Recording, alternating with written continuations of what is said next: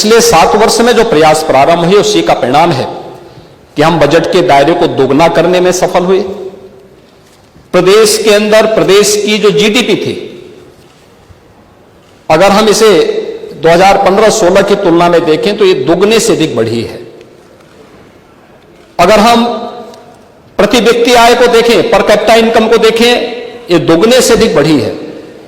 ये दिखाता है हमारी दिशा सही है, उत्तर प्रदेश एक सही दिशा में आगे बढ़ा है और उसी सही दिशा को एक नई गति देने के लिए जो नए मद बनाए गए हैं उस मद में हम लोगों ने इस नए सप्लीमेंट्री बजट की आवश्यकता पड़ी, जिसमें 12,209 करोड़ 93 लाख रुपए का इस सप्लीमेंट्री बजट हम लोगों को मानसून सत्र में लाना पड़ा है। और इसके साथ ही उत्तर प्रदेश का ये बजट वर्ष 24-25 का लगभग 7.5 लाख करोड़ के आसपास पहुंचता है, जो उत्तर प्रदेश की आबादी की दृष्टि से देश के अंदर अन्य राज्यों से हम तुलना करते हैं तो ये माना जा सकता है कि उत्तर प्रदेश देश के अंदर देश की अग्रणी अर्थव्यवस्था बनने का मादा रखता है। मुझे याद है जब 17 में हम लोग आए थे तब उत्तर प्रदेश देश की 6ठी-7वीं अर्थव्यवस्था थी। आबादी हमारी सबसे ज्यादा,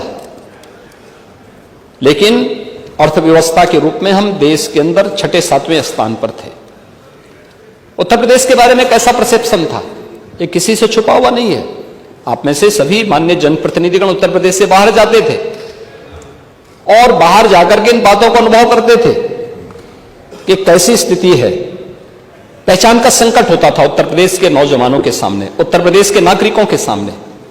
आज मैं कह सकता हूं उत्तर प्रदेश के नौजवानों के सामने नहीं, किसी भी व्यक्ति के सामने उत्तर प्रदेश का है, देश उसे सम्मान की निगाह से देखता है, शक की निगाह से नहीं देखता है। एक सबसे बड़ा परिवर्तन आज ये हमारे सामने देखने को मिलता है। उत्तर प्रदेश ने इस दौरान अपने इकोनॉमी को बढ़ाया है।